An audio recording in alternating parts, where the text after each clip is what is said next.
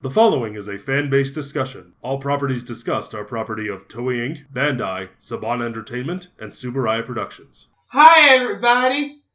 I'm the only one here, apparently.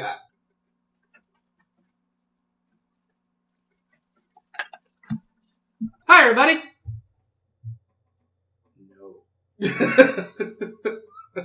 No. Back in the Flash. Okay. Yes! Hey, everybody! Welcome to this week, when we are doing, finally, something we have really all been looking forward to. Kamen Rider Kabuto. Yes! I will eventually figure out what episode this is. This is my first Kamen Rider, so I have been looking forward to this. Yeah, it's been a while, because, we've talked about Kabuto a lot existentially, but this time we're actually finally getting into the show proper with episode 48. I looked it up while we were talking. Kamen Rider Kabuto. God, we're almost 50 episodes. Yeah, we will get there. Bokenger, which is also an anniversary season. Hold on, Bokenger's next, isn't it? Bokenger is are you doing... Ultraman X. Okay.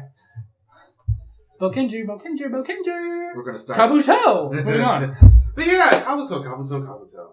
Let's start where we usually do. Episode number one. Number one. Actually, the opening. Oh, yeah. You love this opening. I do. I downloaded it. I don't have many, Super Sentai or Kamen Rider openings on my anything, but I do in this case. I love this song. It's a very good song. It's definitely not the worst Kamen Rider opening we've had, but I don't think it's the best Kamen Rider opening we've had. It's just one of my personal favorites. I love her voice. Yeah. Her voice is deep enough that it really ends up going along with the song. I can definitely get that. Some other cases looking at you, Forze. Prepare for the Forze hate. Kamen Rider Kabuto, episode 1, though. The Strongest Man. The episode According starts... to Obachan. Yes. Now, we do end up seeing that something happened many years ago. This actually... A meteor struck the Earth and wiped out the dinosaurs. On the day that... It was April something. Dinosaurs were not there yet. We're already gone. My bad. Yes, April something. It was the day that the original Kamen Rider aired. Was it really? Yes, because this is also an anniversary season. That's true. Yes. So... With nothing else having to do with an anniversary at all. It has a couple things. Especially in the way that the people are set up and things like that. Along with some things in like the mid-30s where they have like those after credit scenes. I'll give you that, but not. I'm just more referring to things like most anniversary seasons do, like cameos and whatnot. Yeah. They really don't do it. Well, they had cameos from people before. Like during the Heisei era that appear in this show. True. Yes. But episode 1, The Strongest Man. Kagami Arata, who's our main character. Let's face it. It's Ryuki all over again, people. Yeah, Kagami's basically the main character. He's a member of Zect, meets Tendo Soji, who has been training his entire life while waiting for the Kabuto. Anybody who disagrees with us, I would like to present you the definition of a protagonist. Is their name of the title, who has the most lines, and who does the story revolve around. Kagami has 2 out of 3. He wins. Yeah. Now, a worm does attack a young girl. This young girl is known as Hiyori. Prepare for us to not be as happy about her as some other people might be later on in this show. Kagami attempts to call the Kabuto Zector because he has gotten the belt from his mentor, officer. Tadakoro, and his assistant, Misaki, because, they're a corporation. And we also begin to see something we haven't seen since Fies. But that only happened at the end of that show and in the movie because that's when he got first introduced. We have foot soldiers. Woo! The Zect troopers. And they are useless. To attack the worm, and they're basically with the weirdest looking guns I've ever seen. Gun blade things. That are giant balls. Now, to be fair, that could be where they end up storing all their ammo because you never actually see them reload. You also never see a clip. Either way, like they could be in that giant ball thing. But it's the weirdest designed thing ever. Yeah. It's just a giant ball with a barrel on the end of it, a handle to hold in the blade. Kind of like Mario Rabbids prototype guns. Just, Jesus, I'm dating this video, I know. Yeah, now Kagami, basically his mission for like the first couple times that we end up really seeing him out on the field is just going out and filming the locations. And he also drives a dirt bike, so, ew. But, of course, as we said, the Zect troopers are basically useless. And they basically just end up getting slaughtered Yeah. by the worms. We have foot soldiers and we have minions in Kamen Rider. Yes, because the worms came from that meteorite back on the day that the original Kamen Rider aired.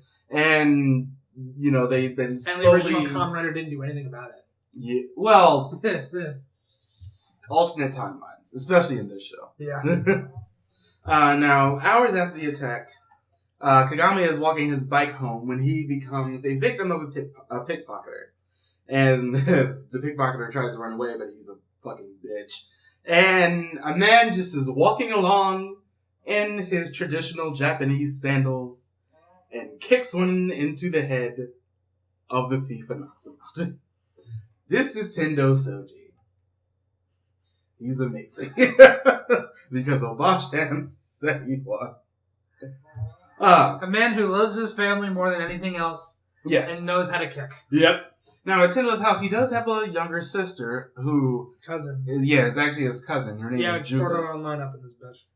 But he can cook very, very well, apparently.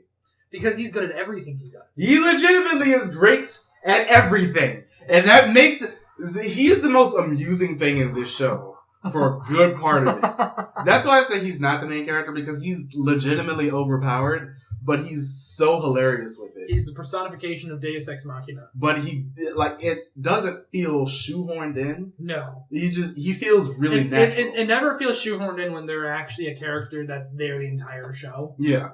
And in this case, just because of the fact that he's just as overpowered as he is, mm-hmm. and he takes it not nearly as seriously as some others would, it makes him just that much more personable, and that really ends up helping because of the fact that his actor does a really good job of portraying. Oh, hell yeah. Great actor. Yeah. Now, Kagami does end up getting a belt himself. Tadakoro-san and Misaki were basically carrying around this belt, and they know about the Kabuto Zector, and the fact that it basically just ends up choosing whomever. And because that's another thing that people really don't get, is that these are, I think, the first sentient belts that we've had. Yeah. So, all the Zectors are sentient. They choose who they will allow to become Kamen Riders. Unless you're the bee and you're a whore. This is true. But Kagami tries to summon the Kabuto Zector. Well, hold on. Oh. Because the way that the worms end up basically attacking people, because they kill people in this show. This is one of the last ones where they just go out of the way to actually murder people.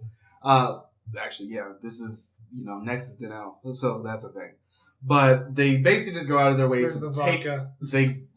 take over people's bodies. Not so much take over their bodies as they do clone them. Yeah. And they clone their memories and things like that. And that's how basically one of the worms is getting found out, because they realize that this guy died. Why is he over here? Here we are. But yeah. Coding 101, don't clone a dead person. And Tendo, he, after a section of kickboxing, opens up a safe and realizes, he also has a belt. And he's been with that belt for a long time. Well, I thought he didn't reveal the belt until he was wearing it when Kagami tried to summon them. He had it in the safe. You see it, briefly. Okay. Yeah. Then, Hiyori ends up getting attacked. Kagami goes up and tries to, get the Kabuto Zector. And Kabuto's like, And Tendo's just And it goes straight to him instead. And we see Kamen Rider Kabuto. Yes, we get to see his armored form. Which I don't mind. No, absolutely not. The armored forms, I like the concept of them. And the armored form isn't terrible. I think, honestly, part of me wishes it was utilized more. Yeah. In terms of when he needs defensive capabilities. Because we know he can cast on, essentially. Mm-hmm. I think he does it at least once or twice. Yeah, they have as much as they know in the series. I feel like that ability should have been utilized more. Yeah. But in the first episode, we don't even actually get to see the cast off. Yeah. You just see this. And he's slower, but he's bulkier, and he's defense focused. And we get to see the worms molt, because they do end up getting to a certain point, and they, they end up casting off, and they get these, basic super speedy forms and everything. I love the first time that you end up seeing Kabuto fight him, because he doesn't cast off in this fight, as we said, and he basically just ends up using, the surrounding. He does have a weapon that is also a gun and an axe put together. Which is hysterical. Yeah. I know, I love, this is honestly one of my favorite Kamen Rider weapons, because it's a gun, it's an axe, and then later when he casts off, he takes the barrel out and it's a dagger. Yeah. Because fuck you, why not? And I love it because he like breaks a mirror, and like he like the thing is dashing through it, and all the lasers from the pointer on the gun are shooting through, and he shoots it, and it kills him. And I was sitting here like, I forgot how badass that scene was. Never see him cast off or anything. He shoots him once, and then he takes the axe and just sticks it right through. That's why in Backtrade War, when you don't cast off, you just walk very slowly, but you can just shoot everybody. Yeah. Now, the Zect troopers and Todoroki and Misaki end up coming out thinking that it's Kagami in that suit. They see Kagami over there not being in the suit, and they're like, who the hell are you? Next thing you know... Kagami, great job! Hey, Kagami, what are you doing? What? Next thing you know, basically, he's Batman. Because he's there. It's not inaccurate. He's there and then he's not. And that's him. God damn it. Yeah. And Kagami basically, like, throughout the first couple episodes, basically, he's the only one who knows who Kabuto is. They end up, Kagami works at a shop part-time for some reason. I never understood exactly why he worked there. Isn't he, like, friends with the, like, people who work there? Well, he's friends with Hiyori and the lady the owner who we rarely ever end up getting to really see. But it's just like, you work for, a secret government agency. Why? Well, it's a secret government agency that's primary purpose is to fight monsters that they can't fight. I'm assuming they don't have a lot of budget. I don't know. For the amount of Zect troopers that they have and the amount that they constantly replace. Volunteers. Now, or it's Build and they're all robots. Or that. In the second episode, though, Tendo and Kagami, basically their relationship is Kagami being, oh my god, Tendo, do this thing, and Tendo just being like, I'm not going, no. And then Kagami gets in trouble, and he's in danger, and he goes, oh, okay. Yeah. Basically, a lot of Tendo's things at the very beginning are just saving Kagami. That's basically his entire thing. And then the fan fiction started. Yeah, this show is more than W in some cases, and or O's. But... It might as well be confirmed. Yeah. In episode 2, we do get to see the cast-off form. Which, again, I love this concept of they're bugs. They're all bugs, so they shed their skin to become better. Mm-hmm. Not to mention he uses it as a weapon, which is also awesome. I've seen, like, somebody do a cosplay of Armored Kabuto, and he does cast off. And the thing is coming up, like, the horn piece comes up and everything. And how much did you, like, fangasm? It's so great. It was amazing. But yeah, we get to see cast off, and we get to see the show's budget. Because this first, like, cast off fight where they're just, like, flying throughout the city, jumping on top of cars and everything, knocking cars onto a bridge. These guys are behind them. They almost get killed. Yeah, explosion happens. He takes the guys out of the car and puts them on the hook to make sure they're safe. And he goes down and, like, tries to fight them. The worm throws more cars at him. He dodges out the way. The things explode. And next thing you know, Kabuto just comes up right behind the thing and just looking like, okay, what did you expect to happen? He comes out in the most cool and badass form. And this is when you get to see that Tendo Soji is a badass. I love episode 2. It's weird to say that about something so early, but it's such a great episode to just show how cool and how badass Tendo is. It makes it great. And then we get to see the rider kick, which is, I'm not going to look at you. It was the first roundhouse kick, like roundabout, Mm-hmm. and it was the only counter kick. Yeah. Which, the fuck. In episode 3, we're going to talk about a lot more episodes up to a certain point, and then it's just going to end up being an overall thing. Because in episode 3, we end up getting to see a few returning actors. In this case, Deca Pink is in this episode. She gets impersonated by a worm. And, Misaki ends up having to go undercover to see exactly who is who. Tendo and Kagami end up having more things where it's just hilarious between the two of them. And she's basically an abusive boyfriend for a good portion of this because he's so terrible to Kagami. But he's always there to help him. And that makes it just that much funnier. And we end up getting to see Kagami was running through the city. He was trying to catch somebody. And we end up getting to see like a flash of someone that he recognized. Mm-hmm. He thought it was his little brother. But then he ends up having to go back to, actual plot work. And in episode 4, we end up getting to see that it was his brother. But his brother was killed by a worm a long time ago. And which means a worm is impersonating his brother. Oh my god. There's this really cool fight in this one, though, where is this one on the baseball field? Yes. Oh my god, it's so Tendo cool. basically ends up having to ask Kagami, he's like, I won't do this unless you tell me to. Do you want me to kill him? Because your brother will just basically be gone. As you said, the worms end up taking over the memories of the people here. But Kagami gives him the go-ahead, and there's this amazing clock-up fight in the rain. Where all the rain just stops. It's so cool. And the moment where that happens, you just see Tendo walking through the rain with such purpose. You literally become Abraham Lincoln. You have fucked up now. Now you fucked up. It was great. And like that one scene where he like punches the worm and the water goes through the gate and the water splits in half. I'm sitting here like, look at all this budget. It was such a good scene. And, it does a little bit for Kagami. It's just like, you had to go and do what is necessary because these people, the worms, are going to go ahead and keep killing people and impersonating them. And that's basically their master plan. We're going to put that in quotations because we're still not sure exactly what the hell their master plan is. This is what I do for quotations, but these aren't big enough. I'm going to do quotations because, Jesus, the lack of overall plot in this show. Yeah. Now, in the next couple episodes, we end up getting to see Tendo's bike, which is great because it's a fucking sports bike. Anytime it's a sports bike instead of a dirt bike or anything just not a dirt bike, I'm already in love with it. Because even with it, when it's a car, he was okay with it because it's not a dirt bike. Yeah. Now, Tendo does end up getting sort of captured by Zect. I'm going to end up saying sort of captured because he doesn't really get captured. Tendo's just basically whatever he wants to do, he does it. And that comes up a couple of times over the next series of episodes of hilarity.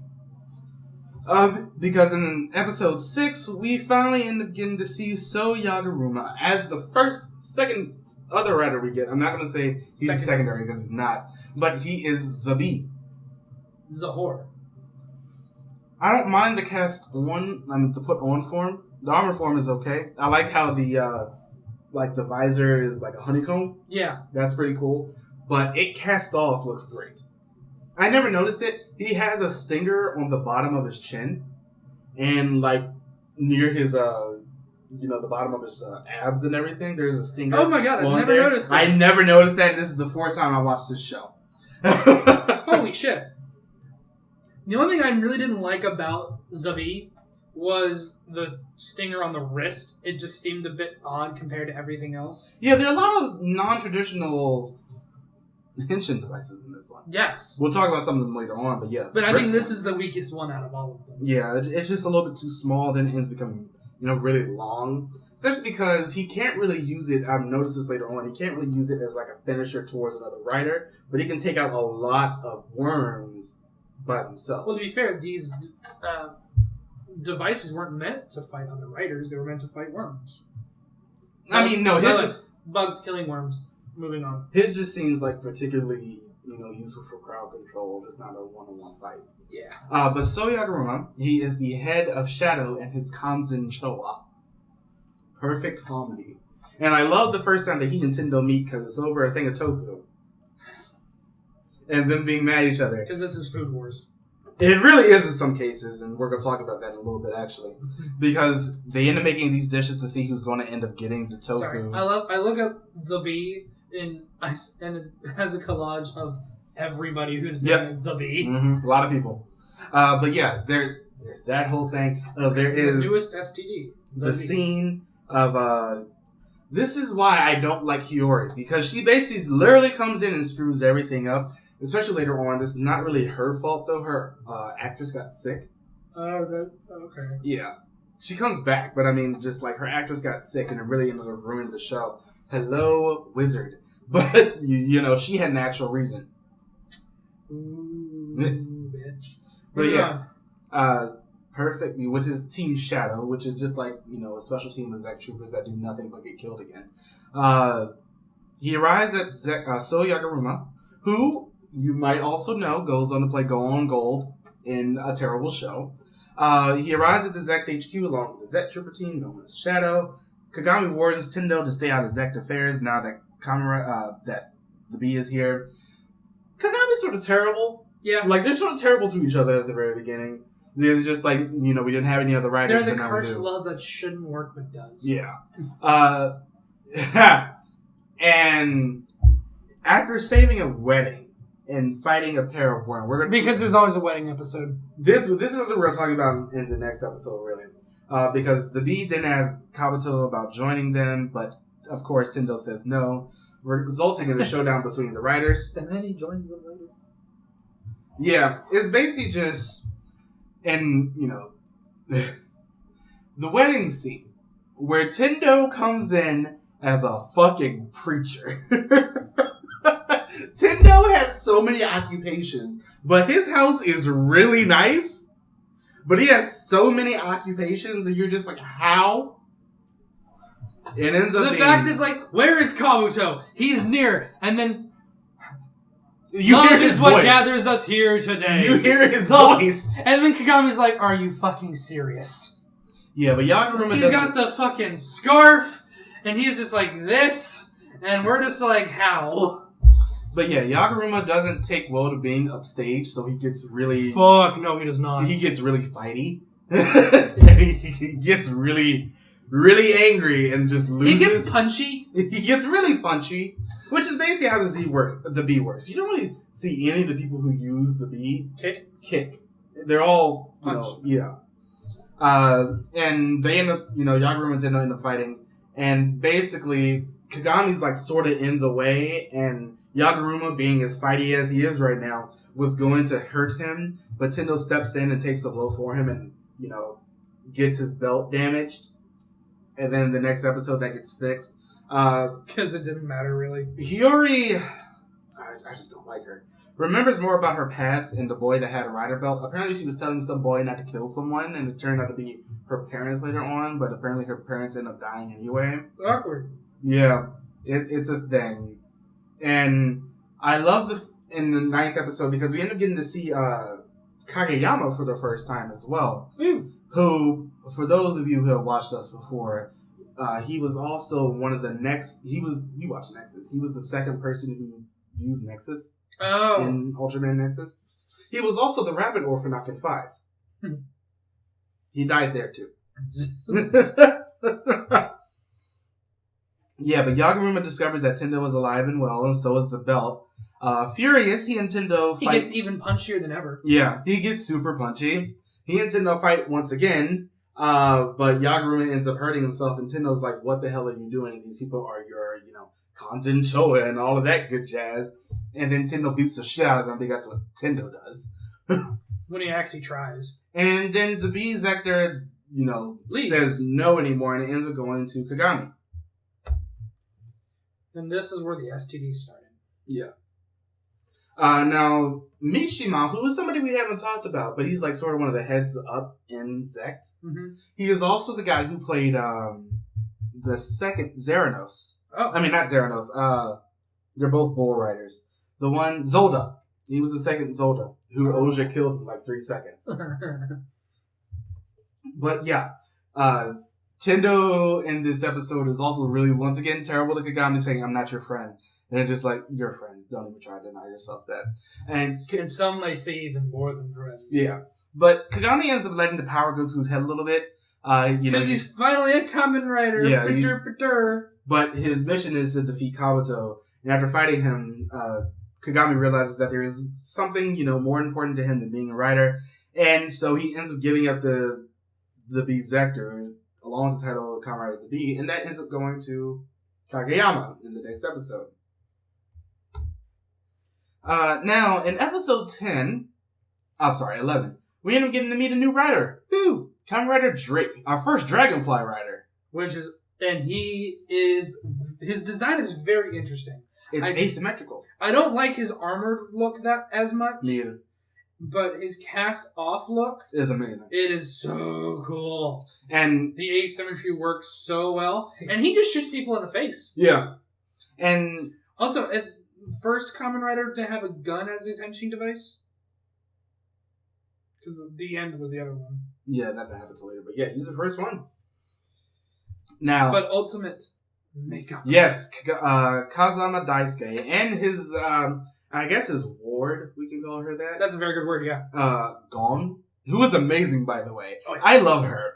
And that's weird because it's just like, she's a child actress, but she's really good at doing what she does and she's hilarious. I mean, to be fair, her character is not written as a typical child actress usually is. Yeah, we're going to talk about that more in a minute, but this episode also serves as much more of a, introduction to, more character growth for Kagami because Kagami gets super depressed after he ends up losing the bead.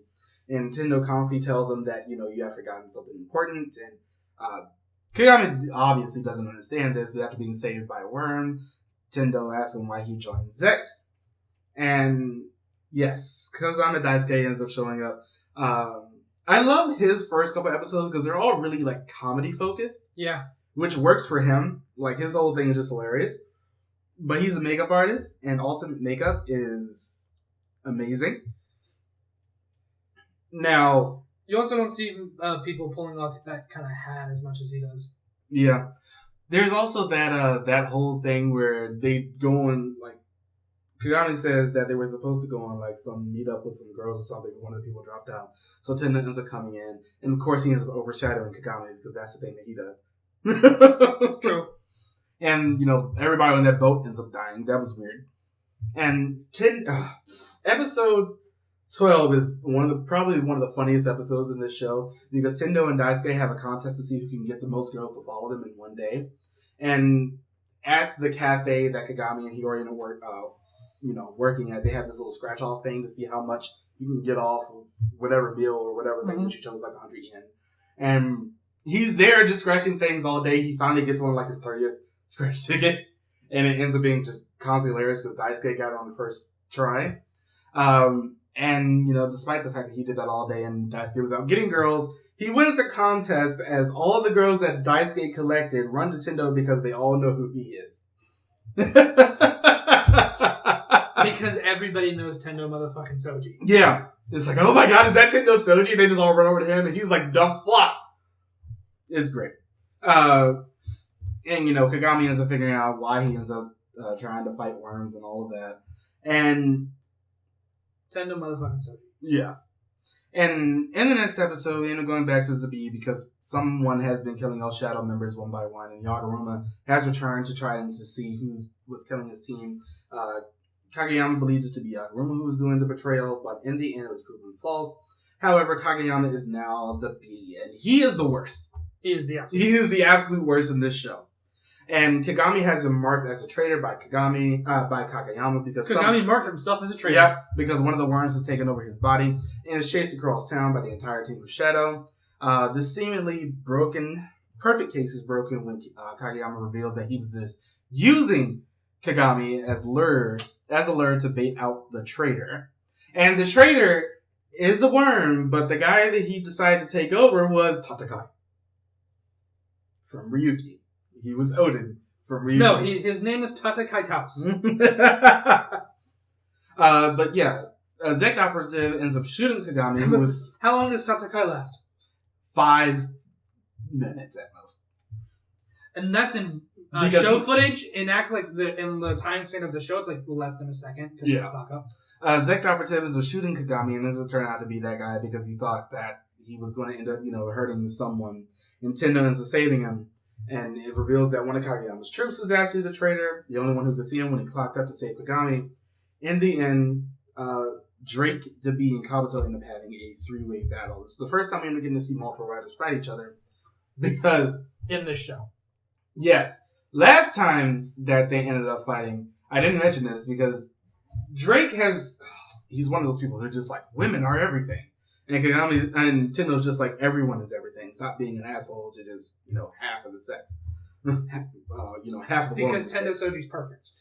Yeah, he's just stop only focusing on women. And he's just I can't hurt these women or anything like that because during the whole thing where one of the people that he was doing the makeup on, where they were getting all the girls and everything, is turning out to be a worm, and Drake couldn't beat her because, it's a woman. And Gon is please beat his ass. He is too naive to be doing this. She was the fucking best. Yeah, she legitimately was. Please. Just beat him. Just beat him up. And Kageyama is basically just showing that he can't be like the leader of Shadows. So what happens? Tendo joins Zect under an assumed name and automatically becomes Shadow's leader. Which, we don't see that happen. We just see Shadow come back. Their leader walks up, takes the helmet off, and it's motherfucking Tendo Soji. Because fuck this show. It's hilarious. Now, in the next episode, I swear the guy that ends up playing the Doctor in this episode is a thing in either Sentai or Rider prior to this. Because I feel like I've seen him somewhere before. But there are 3 worms that were mimicking the same man. Drake and Kabuto work together to defeat him. Kagami thinks that he destroyed the worm by himself, but of course it was Tendo. But Tendo mostly did it to give Kagami his confidence back after, the whole being betrayed. And one of the worms tries to get away, but Mishima, Zolda, ends up coming in. He takes the bee after it flew away from Kageyama because he didn't do his damn job. He takes the bee and just punches it to death. And we're all sitting here like, yay. Kid. In the next episode, Gon is hurt by Daisuke constantly as he ignores her, mistreats her, and so she runs off to Hiyori.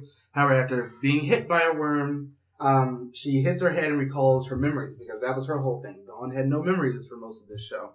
In the end, she ends up getting kidnapped by Zect because Kageyama basically just ends up stalking her in like the creepiest scene and just stalks her basically across the city and ends up kidnapping her.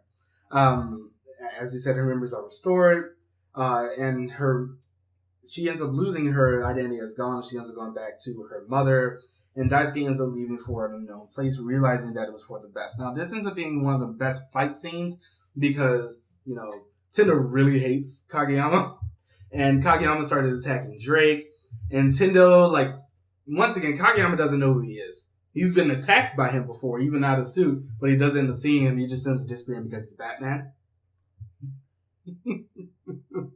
Kabuto man. Kamen Rider Batman. Yeah, this is legitimately what he is. Because he keeps disappearing. He ends up coming back. There's a whole fight between Drake after he finds out that Kageyama ended up attacking Gon. Tendo comes in and helps him. And there's this awesome scene where Drake uses his rider shooting. Kageyama clocks up out of the way. Tendo clocks into it as well. And, Rider kicks the bolt back. Drake, his hand is slowly moving this entire time, and the bee is trying to run behind Drake so the rider shooting can hit him, and Drake clocks up out of the way and the bee gets hit straight on his chest. And it's great. I love little things like that when they use clock up in much more interesting ways than just moving fast. Mm-hmm. When they use it to do attacks like this, it just makes it that much cooler. And at the end of this episode, we end up getting to see a new Zect, a scorpion that is crawling around in the background. And speaking of which, in episode 19, we end up getting to meet Tsurugi Kamishiro, Kamen Rider Sasori. Let's talk about his outfit real quick. His armored form is ugly. But it's interesting because it can use all the pipes and everything on him as, something to hold people. Yeah, it kind of gives me this, going off of Batman, kind of like a Scarecrow type of look or Bane look. Yeah. But when he casts off, holy shit, is that cool. I love this suit. Coming off of Hibiki where we just had another purple rider as the main one. Yeah. I love this one because, there's the tail of the scorpion at the top. It just looks cool. And I'm a sucker for anybody with a single-edged blade as their weapon. Yes, he uses a sword as his henshin. And Drake uses a gun. Yeah. So, we have a couple of non-traditional henshin devices in this one. And his name is Tsurugi Kamishiro, and he's just as arrogant as Tendo. And he's rich. Quote unquote.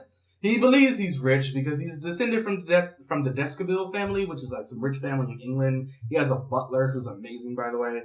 And he's got an Alfred. I love when Tendo and Tsurugi end up fighting each other for the first time.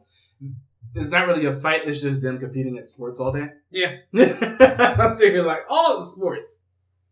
And he meets Tendo at the top of a roof after Tendo is getting attacked by a worm, ready to fight him. And then he shows that he is Sasori. And I love his finisher, by the way. Yeah. Because, Rider Slash, and then, there's poison dripping off of the sword, which is basically just look that much cool. cooler. There you go. Sasor was employed by Zect to just take out worms. He was getting paid for that. And that ends up just not working out. Phantom, in the next episode, we end up getting to see Phantom Thief Shadow. He is, because one of the worms is basically just going out and attacking criminals. Yeah. And Which is bad. Yeah, I'm sitting here like, well, yeah. But that's just me. But he ends up becoming a target of the Phantom Thief Shadow, who is comprised of Misaki, Tadakoro. Later on, Kagami and Tendo was already there. He was working as their bodyguard. Kagami. And Tsurugi ends up causing a traffic accident which injures Druka. So Tendo punches him. He goes to the police station and punches the guy in the face. And because there's this thing where Tsurugi is actually a worm. He doesn't know he's a worm. In the past, his sister was attacked and killed by a worm around these roses, so he doesn't like roses. He doesn't like rose tea or anything. Anything that has rose in it, he just throws away almost immediately. And, that ends up being his whole thing, why he ends up respecting Tendo a little bit more. And after destroying the worm of that episode, Sasor ends up transforming into the Scorpio worm, the very worm that kills his sister. It's all very interesting up to a certain point because it ends up being a thing for a little bit. And it was very sad. And a new Zector in the next episode has been made, known as the Katak Zector. And due to its immense power, no one is able to use it. And Tadakoro was badly hurt trying to tame the Zector. Elsewhere, Kagami has made friends with a young boy who was being attacked by a group of worms who seem to be hiding something. And then in episode 22, we end up getting to see Gatak. Let's talk about his armored and unarmored forms. Those look great. There's the thing, I didn't notice this on the armored form, where it's like the things that come up to actually make the horns of the stag on Gatak's helmet are like sticking out on the side before he casts off. It doesn't look good. It just looks weird. Oh, let me get. Sorry, because I tried to look up.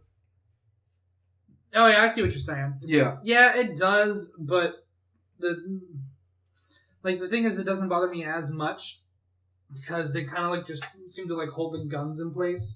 Which, first of all, he gets cannons on his shoulder. That's fucking awesome. Yeah. And then he casts off. Those come up to make his pincers, and then the gun barrels are still there, sort of.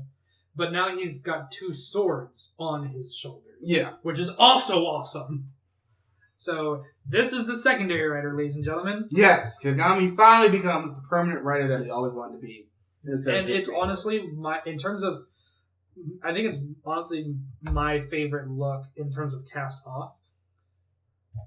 And I think he has the most, potential in terms of what he can do. He's got range, and he's got close up, and he's got cast off. And if you count the hyper video as canon, he's got an ultimate. Now, in the next episode, worms begin attacking people who have the shards of the Shibuya meteorite. And Kagami questions Tendo as to how he originally came into ownership of the belt. And we end up getting to find out that Tsurugi is broke. Tsurugi is super broke, and he does not go well. But yeah. Tendo and Tsurugi end up fighting again. Tendo, of course, comes out the victor. And Hiyori along with Kagami and Tendo, because Hiyori wants to end up finding out, why whomever in this case ends up having the belt and who killed her parents. They enter Area X in Shibuya where the meteorite fell. The restricted section. Yes, it legitimately is, because Zect is trying to keep something hidden from the world. Once inside, the trio meet resistance from Kagami and Shadow, and Hiyori discovers that Tendo and Kagami are Kabuto and attack, and after receiving some help from Tsurugi, the trio opens the door to enter Area X. And they end up finding out a whole bunch of files and everything in there. And there's something from 1971 that shows that Kagami was supposed to become Katak, and that does end up happening. And yeah, they don't end up staying in there for very long. But in this episode, Tendo joins the police. Because is he sergeant? No, it doesn't become, because he basically just walks on to where a bank robbery is happening, and no one questions him, and then he goes in and stops the robbers, and he basically ends up joining. And then he gets promotion for a job he doesn't actually have. Yeah, He ends up joining the police force in an attempt to get closer to Zect, and Kagami impersonates Todoroki, to get closer to Zect HQ. Meanwhile, as Kageyama pursued a new and mysterious worm, the Yuka worm, one of her subordinates assumed Misaki's form to kidnap Tendo's sister, and Tsurugi ends up liking this worm, but of course it's a worm, and he's the one who will kill all worms. That's his motto. He'll slash down God with a blade from heaven or something like that. That's his theme. And this is sort of where things end up getting a little bit messy in this show. / awkward. Yeah. And Hiyori starts to question that Tendo might have been the one who killed her parents. And in the next few episodes, we end up getting Drake coming back. He's like not nearly as popular as he was because there's a new makeup artist on the scene who's like taking a whole bunch of his people, and they end up having a makeup off in the best way possible. Ultimate makeup, supreme makeup, and they like go and jump into the air, and their hands move really fast. Next thing you know, they have makeup all over their faces. The other guy was wearing glasses. Next thing you know, he takes them off. He has miraculous eyeshadow. It makes no sense. A lot of shit in this show makes no sense. Yeah. And we don't question it because Obachan said not to. Now, here's where the show gets mess. Once this show really starts focusing on Hiyori's, like... And the quote-unquote plot of this show? Yeah. Once this show really starts focusing on Hiyori, this is where the show starts to get bad. Because this new worm, Tendo can't beat her. I'm sitting here like, why? And he's over there being, like, all super sad stuff about Hiyori. And like the next episode, like, because Kageyama was told to go beat her by, second Zolda. And Kageyama basically ends up having a thing where he follows anybody in power. It doesn't matter who it is. Yeah. And he's kind of a bitch. Yeah. And I love when, because, Daisuke has been accused of being a murderer. Gon's coming back in this episode as well. I love how Tendo is just, Daisuke comes into the cafe, Tendo's there, and he's posting up a picture of, like, wait, we can't be seen around a known murderer, oh my god. But yeah, it's just, like, seeing that moment of Tendo would get beaten by a worm. Like, yeah, it would have made sense if the worm was, like, legitimately just that much more powerful, but it seems like Tendo's just so distracted about Hiyori that it just makes it that much worse. She's sort of the definition of just, like, a useless female side character. Because she doesn't really do much. Or anything. Yeah. At all. Yeah. And Gia, Tsurugi's butler ends up falling ill and goes to Tendo for help. There was a whole thing with ramen. The ramen episode. Oh my god, I forgot about the ramen episode. Man. He ends up, bringing, Tsurugi ends up starting a cafe or something to fight against Tendo's. You're also making me hungry. Cafe, because ramen's great. Yeah, he ends up fighting against, Tendo and his ramen stand that his butler had made beforehand. And Tendo's like, this is the best ramen I've ever tasted. Then Gia gets sick.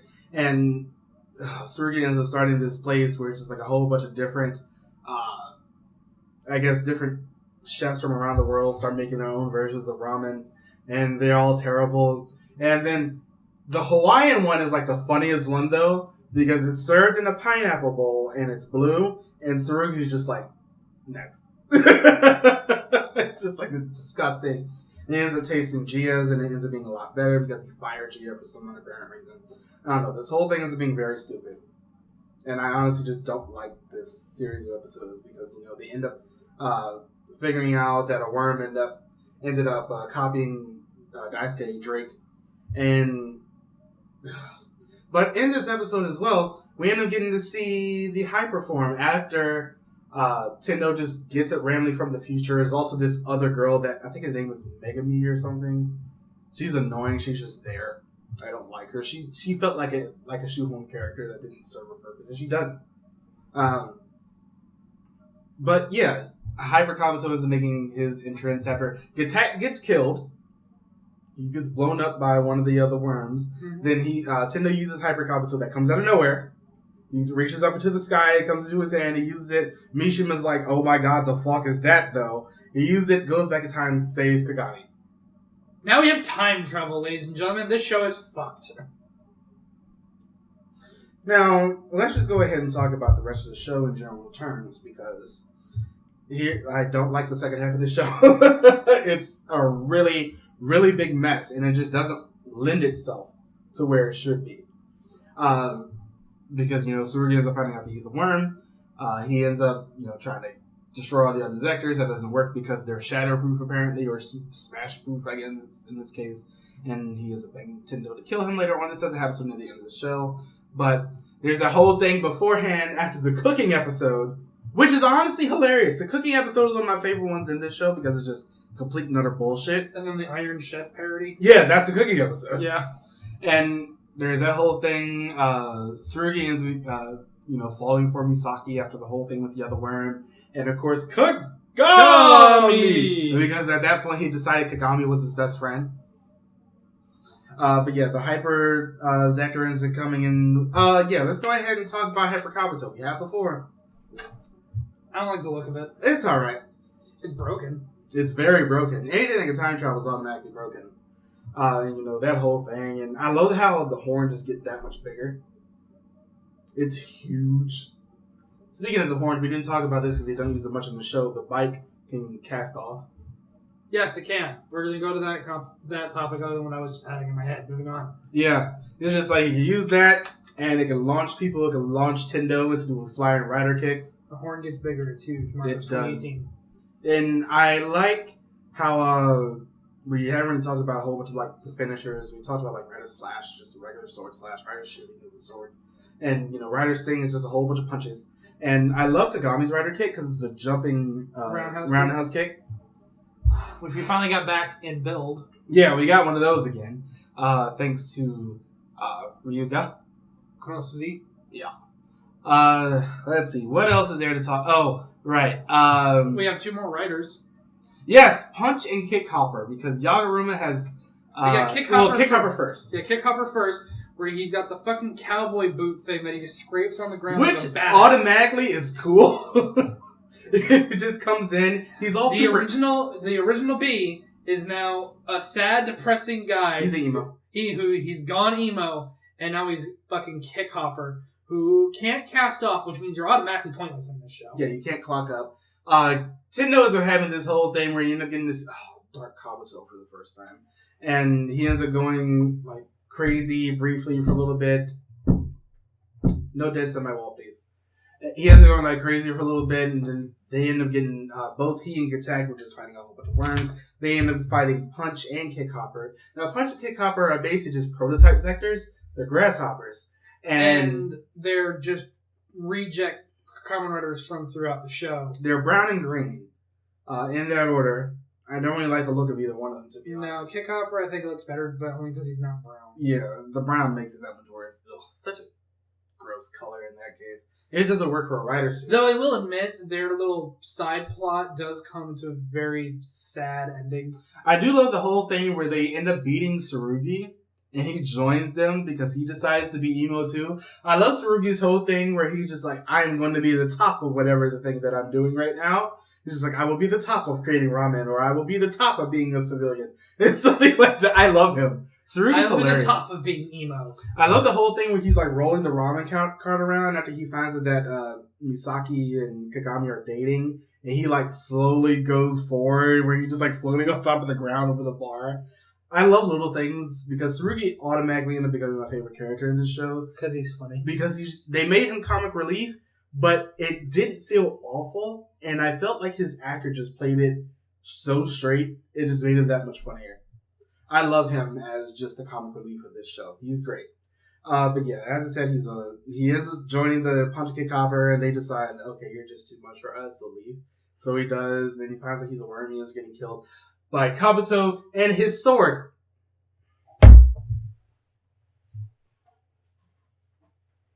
Ladies and gentlemen. How did he get it? Where did the sword come from? How did he get the sword? It comes from nowhere. It takes other Zectors. Nobody's the B right now, by the way. That's the rider that got retired. Yeah, nobody's the B. So yeah, he summons the fucking sword, and all of a sudden, Drake, the B, Sword, all their Zectors come up and attach itself to said sword to make either an ultimate slash or ultimate cannon shot? How? Who? What? We didn't get to see Hiyori is apparently another worm from a long time ago. No one cared. And then there's that whole thing with the Cassis worm, the purple one, that can stop time. Oh, yeah. I'm sitting here like... Our final villain, ladies and gentlemen. Not really. Sort of. He's just like sort of a side villain. He comes out of literally nowhere, by the way. Oh, he can join the Sword, and Hyper Kabuto, and a bunch of other shit that came out of fucking nowhere in this show, and you fucking know it. And then there's, of course, the whole Dark Kabuto plot, where he is... That too. Hiyori's like the edge of the universe and/or time or something. And Dark Kabuto he makes no sense. He's like a clone of Kabuto. But there's the whole thing with the natives. And those like worm necklaces, like worm detector necklaces that are slowly turning everybody on the planet into a worm. Kagami ends up getting a whole bunch of them. And he ends up turning into a native, and so Yagaruma ends up killing him. There's a whole thing that we didn't mention that Kagami's father is like the head of Zect. Yeah. Or something. He ends up getting killed by Mishima later. The natives end up becoming much more of a thing. The Cassis worm can apparently has three lives. And then he is getting beat by Hopper becomes a worm, and Kick Hopper has to kill him, and the entire time he's calling him Aniki, and it's fucking awful. It is really sad. He's fucking crying. And then, like, Kabuto was just going around destroying all the worm boxes. You know the thing that would have helped that entire scene, because he's, like, enemy of the state at that point? If he told anyone why he was destroying the worm things. He never told a single person why he was destroying the things that were turning people into worms. You don't think out of all the shit that anybody has been dealing with that somebody would have believed you, especially Kagami, who you had to fight at some point and lost to. The entire second half of this show, when it realizes it didn't have a plot, made it that much worse. Especially because the plot tried to focus on Hiyori. And then they did it again in Tendo. Yeah, it's like they tried to make the plot focus on Hiyori, and she's not interesting enough to drive anything. And that sort of makes this show a mess. Not to mention, once he ended up having to fight Mishima and that other native worm at the very end of the show, where Dark Kabuto got his shit kicked in, he ends up getting recaptured because he was in Area X. Because he's fucking pointless! He ends up basically sacrificing himself to blow up the thing that was turning people into worms. He takes the other native worm into it, blows up. He's like a weird Tendo. He's like a much more childish Tendo that doesn't matter. And I just don't care about you or anything that you have to deal with. And that makes you a really bad character because, you know, the whole thing after the last time we saw Daisuke and Gon, we see Drake at like one other time during the show where we never see the actor. Yeah. Now, to be fair, he was, you know, he did have a lot of other stuff going. He was also a singer. He's a part of a band. And he looks like it. He's a model and a lot of other things. And then, of course, later on, he had to go and play the best character of After V. It's just like the second half of this show, because they try to do so much, it's like, okay, you have the thing where the worms can take over, like, copy people, right? Yeah. That could have been a thing. But it's like you end up doing too much when you add that and Clock Up. I felt like you needed to pick one or the other. And, you know, Kabuto was a fun show, but it's really only up to a certain point. And that point is literally after the Iron Chef episode when they start to focus on Hiyori too much. Yep. Because she can't drive it. Because guess what? Hiyori is actually Tendo's sister. We don't care anymore. But she's a worm. Because their sister was killed. I mean, their parents were killed, and then the worms took over, but the worm got automatically pregnant because the mom was pregnant and they birthed her, and I don't know. And the second half of the show, it's so confusing, and it just refuses to make sense. And then Tendo blows up like some giant womb thing with a flower. Yeah. And they end up having to beat him and attack and having to kill Mishima, who's a native at that point. The natives are a completely different sect of worms who have giant horns. They look really weird. And they just did not know what to do with this show in the second half. And that it makes it that much worse. It's like, yeah, I can still enjoy it, but it's just seeing Tendo just like basically just dive down in personality with the whole thing with Hiyori. And I'm saying like she doesn't matter enough to me or really like to anybody else just as a person or as a character to really make her just drive anything. And she makes this show honestly worse. And it's weird to say that about a single character, but in this case, it's legitimately worse. The show is fine, but yeah, there are definitely a lot of issues when it comes around one character. But yet, I still recommend this show. Yeah. I'm still definitely going to recommend it. It's still a fun ride, but it's like you see those issues. And I've seen it ever since I watched it the first time. And as I mentioned earlier, this is my 4th time watching this show. I still enjoy it, but I'm a bit, especially after we started this show, I'm a bit more hypocritical. Yeah. Of, things like this. I like things that make a lot more sense. Let's go ahead and talk about these characters. You want to start with Kagami or Tendo? Let's start with Tendo. He's the Deus Ex Machina of everything. But he's not a Gary Stu. But he's not a Gary Stu, I will give you that. Yeah. He actually has character. There's like a distinct difference between, Gary Mary Stu and, a Deus Ex Machina. Tendo's just overpowered, but he, revels in it, and he's an asshole, and he's self-aware enough to really, go along with that. Exactly. But, he's just hilarious enough, him becoming a doctor for one episode, him becoming the team leader of Shadow, him becoming just a regular member of Zect. Or a priest. Yeah, him becoming a priest. To be fair, I think you could just be ordained at that point and it'd still work out. Yeah, but then he had to go buy the outfit. Yeah, it's just like him doing all of that just makes him just that much funnier. And he's such an interesting person to follow. It's like, yeah, we end up getting this with Tsukasa as well, but Tendo he takes it to 11 and makes him just that much more hilarious. Yeah. He's just so interesting. He's not, he's not shoehorned. He feels natural to this show, and it just works for him, especially because he's not the main character. His character arc is basically, the whole thing with Hiyori, but that's like the worst part of him. Yeah. A lot of his thing, his character's already set. To watch the person grow, though, we end up going to Kagami, Kamen Rider Kabuto, who started off as just a regular foot soldier grunt worker and became a Kamen Rider, and a very good one, a very powerful one. Like, he wanted to become a Kamen Rider at the very beginning of the show, as we saw when he didn't get the Kabuto Zector. But he's so good to follow because, he has his moments where he's terrible. Like, the whole thing after the beings coming in, he's like, Kabuto, we don't need you anymore. Please stay out of Zect business. And Tendo's just like, no. And so, but he ends up realizing that you end up needing, Kabuto's help and things like that. And especially with the whole thing with his brother where he couldn't, give the order to kill his brother for Tendo to kill him just a little bit later on. Just like, that isn't my brother anymore. It was interesting just to see his growth really throughout this show, growing from someone who wants to uphold justice but doesn't know the way to go about it, and more into taking justice into his own hands and figuring out his own way to go about and do things. Yeah. And that makes him just that much more of an interesting character. And I say he's the main character of the show because he's the one who had to grow. Tendo didn't. Tendo was set as soon as he came in. Kagami still had a place to go. Yep. And that made him just a great and fun character to follow, especially some of the things where, Tendo would just fuck with him. Or he just did not know how to deal with Tsurugi and Kagami. It's just great. I love seeing, a character have legitimate actual growth. In order of appearance in this case, let's go ahead and talk about Yaguruma. The first B / kick hopper. He was alright. He was very fighty when he was wrong. Punchy. He was very fighty. I'm sorry, kicky. Yeah, and then he became super kicky later. That was a weird transition. Punches to kicks. It's not even that. It's just the fact that it feels like he went from, boxing to straight up traditional Taekwondo, which was basically all legs.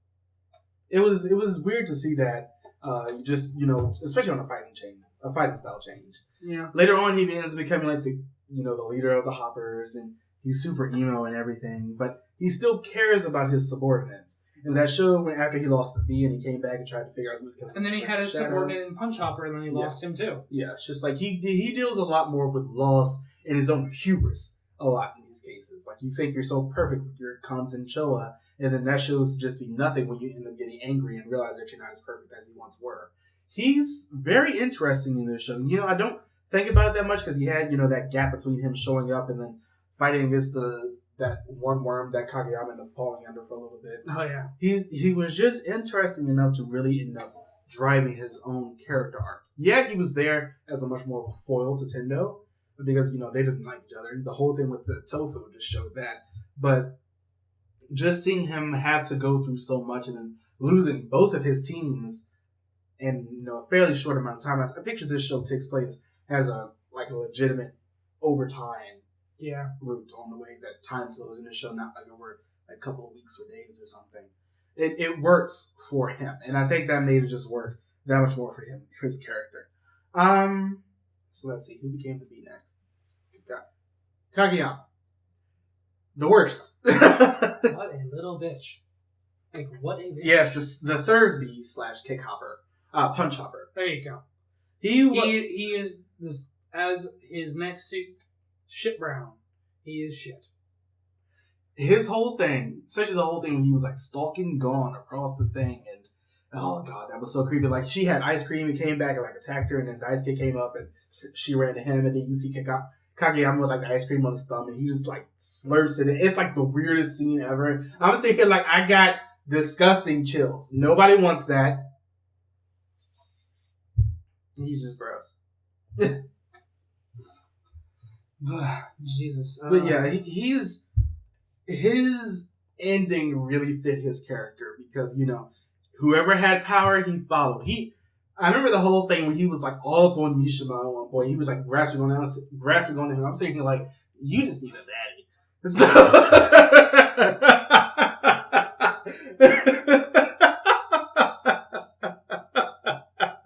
you're welcome.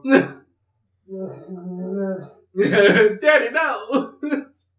And then his, thinking that he'll know how to find worms easier if he gets 3 of the necklaces, and that turns him into a native, and then he ends up having to get killed by Yaguruma, and that's his entire arc. He basically existed. Live like a bitch, die like a bitch. Yep.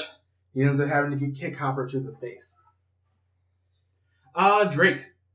Awesome. I liked him. He was funny. Wish he was in there more. Yeah. I understand, you have a lot of things with the schedule, but he was funny. And I think they really just ended up doing a lot for him. Especially the whole thing with Gon. Having Gon as a character for him to really go off of really ended up helping, she ended up finishing his compliments and sentences in some cases and things like that when he couldn't think of anything. She was there to serve as, just as a helper to Drake.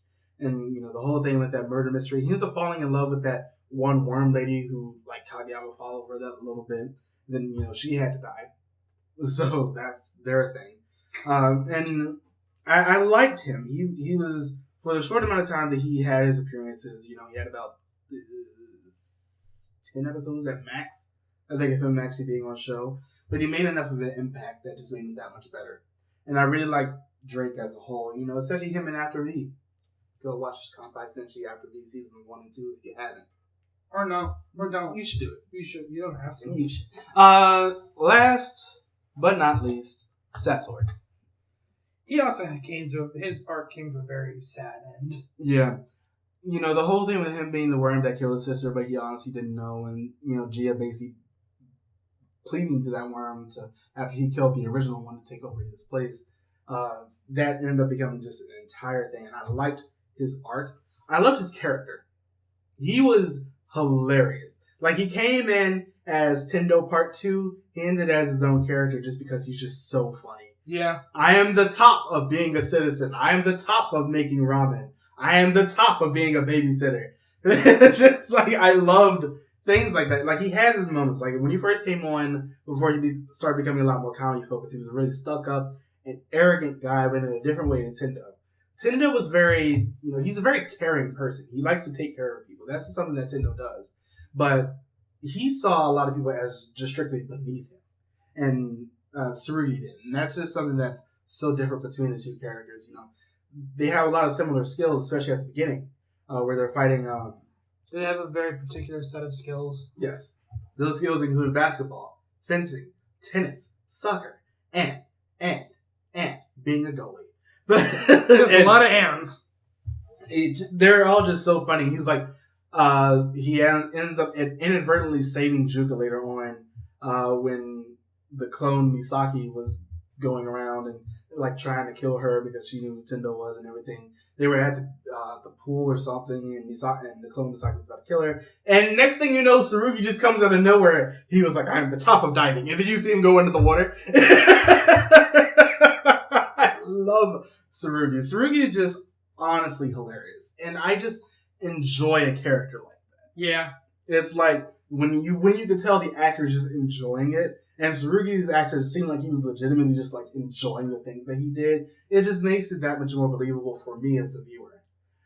Kabuto as a whole is a mess. No way getting around it. But it's also fun. It's a very fun mess. And that's something that's, good to have every once in a while. Yeah, there are some parts, if you don't focus on the story too hard in the second point, it's a much better show than if you did. Because this is one of those shows where you might have to turn your brain off in some cases. It's like at the beginning... Like the entire second half. Yeah. Like the beginning you can really focus on a lot better because, it's just Tendo fighting worms later on other riders. But once that plot kicks in, you're just like, okay, Hiyori this whole story is focusing around her, but she's not interesting enough to care. Yeah. Awkward face. Awkward. But I think that about wraps it up for our review of Kamen Rider Kabuto. We will be doing the movie for Kamen Rider in a separate video. Yes. Godspeed, that movie. But Godspeed us watching it. Yes. But we've already watched it. We're about to do it now. But join Jacob and I in 2 weeks where we review Ultraman X and to see if we can find the movie. I believe we can, but we're going to end up reviewing Ultraman X. Yeah, he doesn't do the Ultraman reviews. It's terrible. Yep. But the next time that you'll be here will be on our 50th episode. Where we review Bokenger. Yes. And that fucked up set of teeth. Yeah. But yeah, join us on Patreon, Facebook, Twitter. Go follow Nerd Denial if you haven't already. We've hit 100 subscribers this week. Very proud of that. Let us know what you thought about Kabuto in the comments below. Until next time. Bye, everybody. Bye.